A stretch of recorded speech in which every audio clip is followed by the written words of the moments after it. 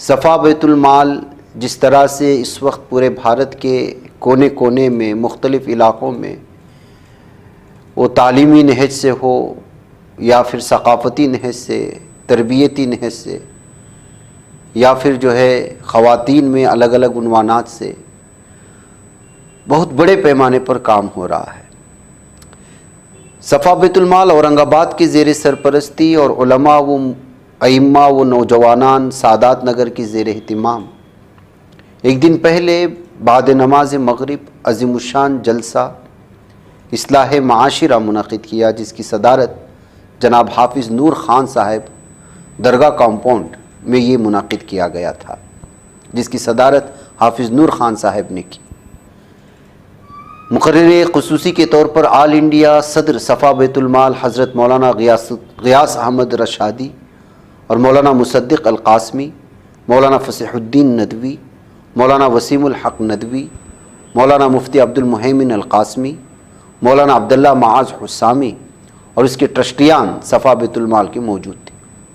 مہمان خصوصی کی حیثیت سے مولانا مفتی انیس الرحمن ندوی صدر صفا بیت المال اورنگ آباد، قاری مصطفیٰ مولانا زبیر ندوی، حافظ نعیم، مفتی نعیم اور دیگر احباب موجود تھے۔ اس اجلاس سے خطاب کرتے مفتی مہیمن نے کہا کہ صحت و فرصت اللہ کی نعمت ہے، اس کی قدر کیجیے گا۔ مولانا عبداللہ معاذ نے کہا سماجی زندگی میں کامیابی کے لیے اسلامی تعلیمات کی پابندی ضروری ہے۔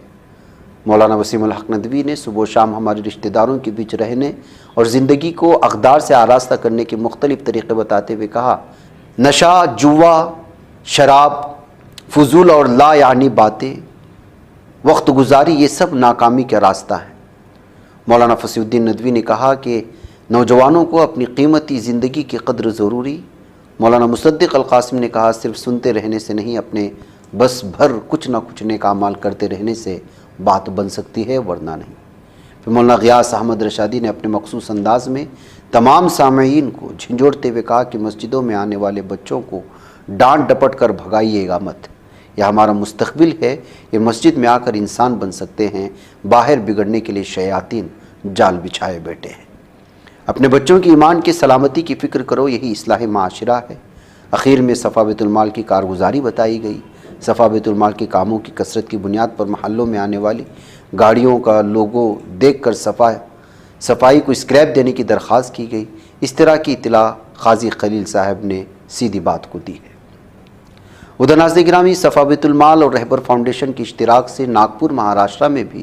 100 ایسی ضرورت مند اور مستحق خواتین جو ٹیلرنگ کے ہنر سے واقف ہونے کے باوجود مشین نہ ہونے کے سبب پریشان حال تھیں، چنانچہ انہیں سلائی مشین دینے کا نظام بنایا گیا اور فنکشن ہال ناگپور میں ان خواتین کے درمیان 8 لاکھ روپے 29 جنوری 2025 کو 100 سلائی مشینوں کی تقسیم کی گئی اس مالیت کے۔ اور اس کے علاوہ بڑی عمر کی خواتین اور کالجز کے طالبات میں دینی شعور پیدا کرنے، انہیں اسلامی تعلیمات سے وابستہ رکھنے کے لیے ہندوستان کی 8 ریاستوں میں 400 سے زائد مراکز نسواں جو جاری ہیں، جن میں روزانہ 2 گھنٹے کی تربیت پر دینی تعلیم و تربیت دی جا رہی ہے۔ اس کے علاوہ ناظرین گرامی، ممبروں محراب فاؤنڈیشن کی زیر اہتمام اسکولی طلباء و طالبات میں